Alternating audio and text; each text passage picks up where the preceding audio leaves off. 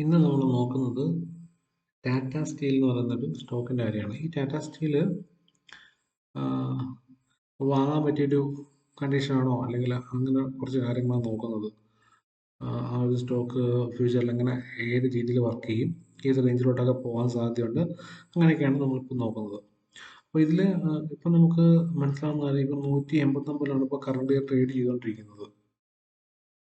അപ്പോൾ ഈ ജൂൺ മാസത്തിൽ തന്നെ ഏകദേശം മെയ്യിലും ജൂണിലുമായിട്ട് ഏകദേശം 222-200 റേഞ്ചിന് മുകളിൽ നിന്ന സ്റ്റോക്കാണ്. ഈവൻ മാർക്കറ്റ് ഇപ്പം നല്ല ഡൗണിൽ നിൽക്കുമ്പോൾ പോലും ഈ ഒരു റേഞ്ചിൽ പോയിട്ട് അത് നിന്നിട്ടുണ്ട്. അവിടെ നിന്നുള്ള പ്രോഫിറ്റ് ബുക്കിംഗ് കഴിഞ്ഞിട്ട് താഴേക്ക് ഇറങ്ങിക്കൊണ്ടിരിക്കുകയാണ്. ഓക്കെ, ഇപ്പം നമുക്കിവിടെ വേറൊരു കാര്യം നോക്കിയാൽ മനസ്സിലാവും. ഈ ഒരു ഏരിയയിൽ, അതായത് കഴിഞ്ഞ മാർച്ച് ഏപ്രിൽ സമയത്ത് ഈ ഒരു റേഞ്ചിൽ, ഈ ഒരു പ്രൈസ് റേഞ്ചിൽ കൺസോൾട്ടേഷൻ നടന്നിട്ടുണ്ട്. പ്രൈസ് കൺസോൾട്ടേഷൻ നടന്നതിന് ശേഷം ഇതൊരു പുൾ ബാക്ക് എടുത്തിരിക്കുകയാണ്.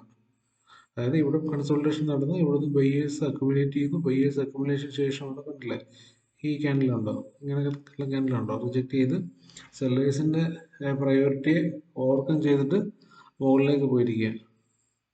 അതിൻ്റെ മീനിങ് അത്രയും ബയേഴ്സ് ആക്റ്റീവ് ആണെന്നുള്ളത്. ദെൻ എഗെയിൻ നമുക്ക് നോക്കുമ്പോൾ മനസ്സിലാവും. എഗെയിൻ മനസ്സിലാവുന്ന കാര്യം എന്താണെന്ന് വെച്ചാൽ, ഈ ഒരു റേഞ്ചിലേക്ക് ഏകദേശം പ്രൈസ് വന്നിട്ടുണ്ട്. അപ്പോൾ ഈ ഒരു റേഞ്ചിൽ നിന്നും ഈ ഒരു പ്രൈസ് ഇവിടുന്ന് ഒരു അക്യുമുലേഷന് ശേഷം ഒരു അപ്സൈഡ് തരാൻ സാധ്യത കൂടുതലാണ്. ഈ പ്രീവിയസ് ഹിസ്റ്ററി പറയുന്നത് അത് തന്നെയാണ്.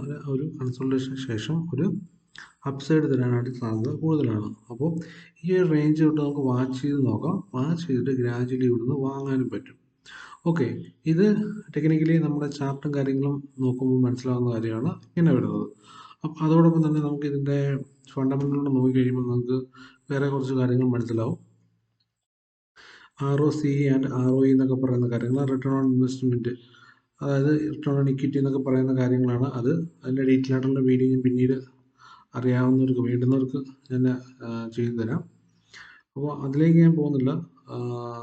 ഞാനത് എന്താണ് കാണിക്കാൻ പോകുന്നതെന്ന് വെച്ചാൽ, അതിൻ്റെ ഒരു സ്റ്റേറ്റ്മെൻറ്റാണ്. അത് പ്രോഫിറ്റ് ആൻഡ് ലോസ് സ്റ്റേറ്റ്മെൻ്റ് ഉണ്ട്, ഇയർ ഓൺ ഇയർ വന്നിരിക്കുന്നത്. ഓക്കെ, സോ ഈ ലാസ്റ്റ് ഉള്ള ക്വാർട്ടർലി റിസൾട്ട് നോക്കിയാൽ നമുക്കറിയാൻ പറ്റുന്ന കാര്യം എന്താണെന്ന് വെച്ചാൽ, ഇത് ഇൻക്രീസ് ആയിട്ടുണ്ട്. അതായത് സെപ്റ്റംബർ 2025, ഡിസംബർ, ഓരോ ക്വാർട്ടർ വൈസാണ്. അപ്പോൾ ഓരോ ക്വാർട്ടറിലും അത് അതിൻ്റെ ചേഞ്ചസ് കണ്ടോളൂ. അതിന് ലാസ്റ്റ് ഡിസംബറിലെ ക്വാർട്ടറിൽ 8,200 ആയിരുന്നു അതിൻ്റെ ഓപ്പറേറ്റിംഗ് പ്രോഫിറ്റ് എന്ന് പറയുന്നത്. അത് അതിനുശേഷം അത് 9,829 മാറിയിട്ടുണ്ട്. ഓക്കെ, അതേപോലെ തന്നെ താഴെ പ്രോഫിറ്റ് ബിഫോർ ടാക്സ് നോക്കുമ്പോൾ നിങ്ങൾക്ക് അറിയാൻ പറ്റും, 3,869 ആയിരുന്നു. അത് 4,810 നല്ല രീതിയിൽ മാറും. അതായത് 1000 CR അവിടെ ചേഞ്ച് വന്നിട്ടുണ്ട്. ഓക്കെ, അതുകൊണ്ട് തന്നെ താഴേക്ക് നിങ്ങൾക്ക് വേറെ കുറച്ച് കാര്യങ്ങൾ, പ്രോഫിറ്റ് ആൻഡ് ലോസ് സ്റ്റേറ്റ്മെൻറ്റ് നോക്കിക്കഴിഞ്ഞാൽ നിങ്ങൾക്ക് അറിയാൻ പറ്റും. അതായത് EPS നോക്കുക, ഏണിംഗ് പെർ ഷെയർ, അത് നോക്കിയാൽ നിങ്ങൾക്ക് അത് 2.75 നേരെ 2.74 നിന്ന് 8.65 വന്നിട്ടുണ്ട്. അപ്പോൾ ഇതൊക്കെ ഇൻഡിക്കേറ്റ് ചെയ്യുന്നതെന്ന് വെച്ചാൽ അത് നല്ലൊരു മുമ്പത്തിലാണ്, നല്ലൊരു മുന്നോട്ടുള്ളൊരു പോക്കിലാണെന്നാണ് അതിൻ്റെ ഒരു മീനിങ്. ഓക്കെ, സോ ഇത് മാത്രം നോക്കിയാൽ മതി. ക്വാർട്ടർലി റിസൾട്ട് മാത്രം നോക്കിയാൽ നിങ്ങൾക്ക് അറിയാൻ പറ്റും അതിൻ്റെ ഒരു രീതി എങ്ങനെയാണെന്നുള്ളത്. നോക്കുക, ഓപ്പറേറ്റിംഗ് പ്രോഫിറ്റിലെ സിമ്പിളായിട്ട് പറഞ്ഞാൽ അത്രയേ ഉള്ളൂ. ഓപ്പറേറ്റിംഗ് പ്രോഫിറ്റ് നോക്കുക, അത് നോക്കിയാൽ മാത്രം മതി. അപ്പോൾ അതിനകത്തുണ്ടായ ചേഞ്ചസ് നോക്കൂ, 8,000, 8,200, 9,000. അപ്പോൾ അത് അത്യാവശ്യം നല്ല രീതിയിലൊരു ലാസ്റ്റ് ഉണ്ടായ 2 ക്വാർട്ടറിൻ്റെ ഒരു ചേഞ്ചിനേക്കാളും അധികം നല്ല രീതിയിൽ ഒരു പുഷിങ് ഇവിടെ വന്നിട്ടുണ്ട് മാർച്ച് മാസത്തിൽ, മനസ്സിലായി. അപ്പോൾ ഇപ്പോൾ നല്ല രീതിയിലൊരു അതിൻ്റെ ഒരു മാർക്കറ്റിൽ നല്ല രീതിയിൽ സ്ട്രെങ്ത് ഉണ്ട്. മാർക്കറ്റ് വാല്യൂവിലാണെങ്കിലും മാർക്കറ്റിലുള്ള സെയിലാണെങ്കിലും ആ ഒരു രീതിയിൽ ഉണ്ട്. അതുകൊണ്ടാണ് ആ ഒരു ചേഞ്ച് ഇവിടെ ഇത്രയും വന്നത്. ഓക്കെ, അപ്പോൾ അതിൻ്റെ ഒരു കാരണം കൂടിനകത്തുണ്ട്, ഇങ്ങനെ ഈ ഒരു മൂവ്മെൻറ്റ് കിട്ടുമെന്നുള്ളത്.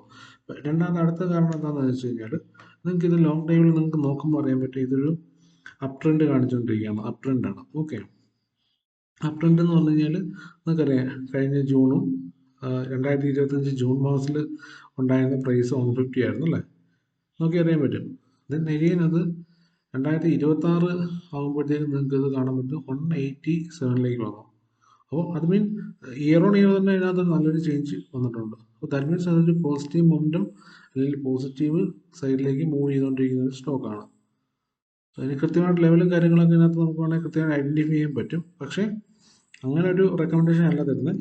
ഈ ഒരു ലൈൻ തൊട്ട് നമുക്ക് വാച്ച് ചെയ്യാൻ പറ്റും. വാച്ച് ചെയ്തിട്ട് ഇതിൽ നിന്ന് എങ്ങനെയാണ് ഇവിടെ പ്രൈസ് ആക്ഷൻ വർക്ക് ചെയ്യുന്നത്, ആ പ്രൈസ് ആക്ഷൻ വർക്ക് ചെയ്യുന്നതനുസരിച്ച് ട്രേഡ് എക്സിക്യൂട്ട് ചെയ്യുക എന്നുള്ളതാണ്.